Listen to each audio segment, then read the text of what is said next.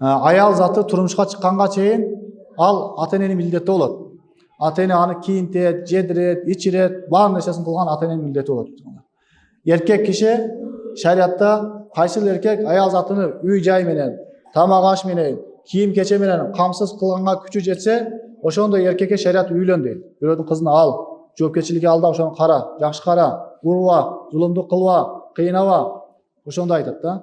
А эгер кайсыл эркектин ошол аялды алып алып тамак аш менен камсыз кыла албайт, үй жай менен камсыз кыла албайт, кийим кечелер менен камсыз кыла албайт.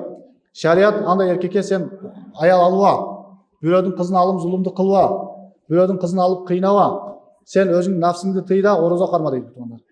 А эгер кайсыл инсан ушул нерселерге күчү жетсе, анда сен үйлөн, бирөөдүн кызын ал, жоопкерчиликке ал да жакшына кара дейт бутундар.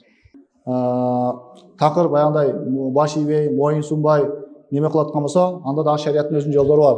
Молдолорго келип, имамдарга келип, мен аял укпай атат, мен аялга айтсам, мага аялым итаат кылбай атат, кандай кылсам болот, не кылсам болот деп сурасак, анан ошол жерде имам же болбосо ошол жерде молдоке, ошол жерде алым сиз менен бизге шариаттагы жолун көрсөтүп берет. Мындай кылсаң пайда болот, мындай кылсаң мындай болот, мындай кылсаң зыян болот. А сиз менен биз болсо, сенде бар жин, менде да бар, массаңа деп туруп даң эле эркекти сабагандай эле аялдарды сабап иштеп атабыз. Анысы азыр кийинси өзүбүздүн балдарыбызды да сабап салып атабыз. Бул такыр туура эмес нерсе бул.